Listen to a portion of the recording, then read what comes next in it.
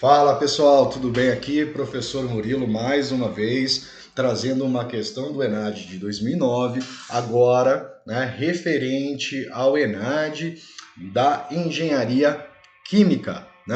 E essa questão é uma questão que fala sobre perda de carga, perda de carga distribuída. Falando então aí sobre a questão de escoamento de fluidos. Então, questão 31 do ENAD 2019 da Engenharia Química. Então, como é normal, pessoal, questões do ENAD, normalmente elas trazem um grande texto ou aspectos conceituais para te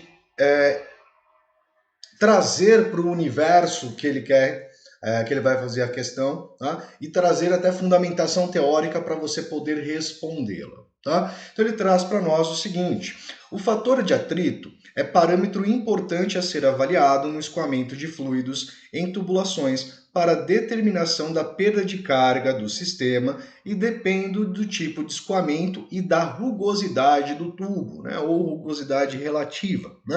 Em 1939, Cyril F. Colebrook combinou dados disponíveis para o escoamento de transição e turbulento, tanto para tubulações lisas quanto para rugosas, e criou uma relação implícita denominada de equação de Colebrook.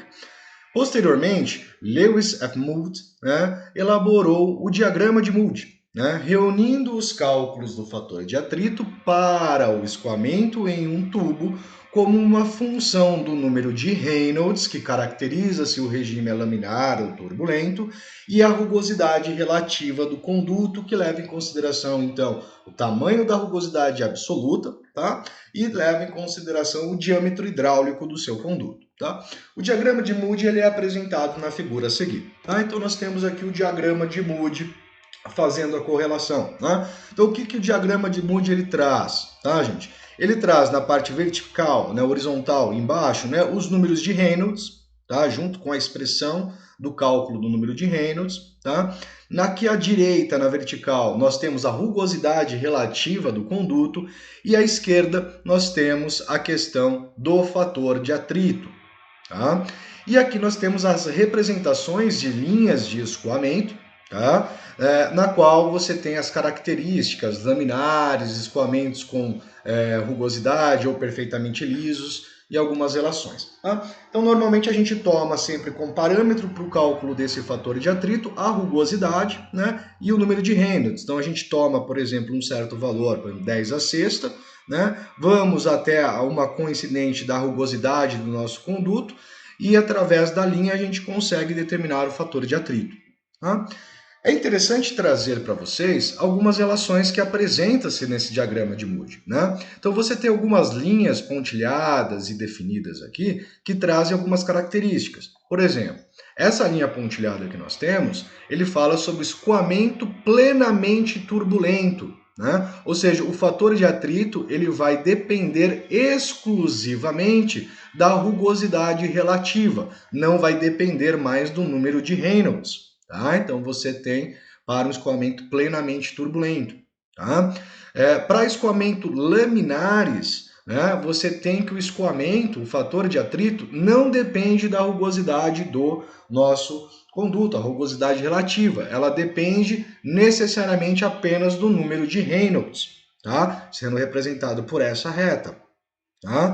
E você tem uma outra que é para nossas paredes lisas, e onde que você trata, então, também o fator de atrito correlacionado apenas ao número de Reynolds, E não vai levar em consideração a questão, então, da rugosidade relativa, Claro, isso tudo se a gente tem essas afirmações, a gente consegue, então, determinar esse fator de atrito para essa perda de carga distribuída,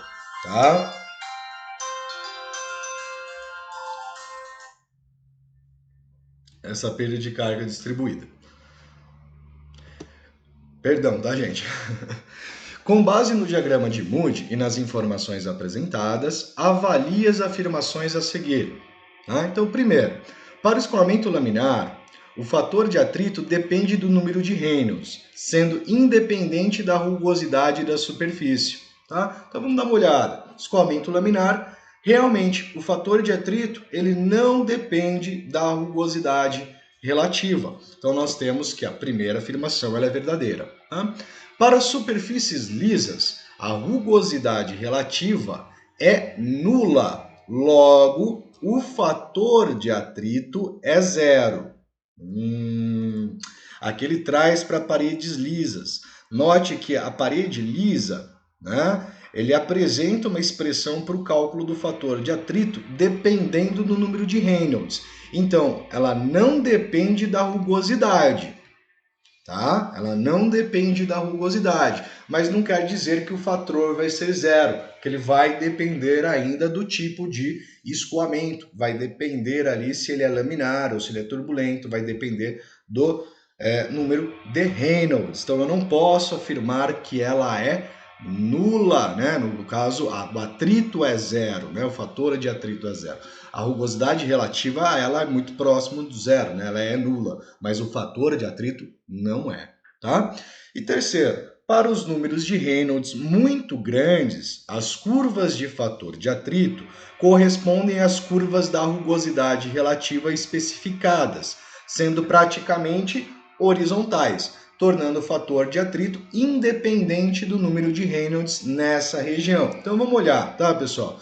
Note que quando eu vou aumentando o número de Reynolds aqui para a nossa direita, tá? As linhas, né, referentes ao nosso valor da rugosidade relativa, elas se tornam muito próximas da horizontal, né? Você tem um trecho aqui que não apresenta um decaimento, né? Você apresenta aqui essas curvas muito retilíneas, ou seja, para um número de Reynolds muito grande, tá? O fator de atrito, tá? Ele vai depender apenas da rugosidade relativa do seu conduto, ou podendo então ignorar aqui o número de Reynolds, mas isso para números de Reynolds muito elevados, tá? Então nós temos, no nosso caso, né, que a primeira afirmação ela é uma afirmação verdadeira, tá? Então ela independe da rugosidade para escoamento laminar. A segunda é falsa e a terceira ela é verdadeira. Ah, vamos fazer um checkzinho então aqui. Verdadeira, verdadeira, verdadeira e a do meio ela é falsa. Tá? Então é correto o que se afirma em, né? Então ele traz para nós aqui as seguintes alternativas. Apenas 2, né? A gente viu não, da 2 ela é falsa, tá? Apenas 3, não, a 1 também é. Então 1 e 2 apenas, também não, a 1 ela é falsa, a 1 ela é verdadeira, tá? A 2 ela é falsa, né? Desculpem. 1 e 3 apenas.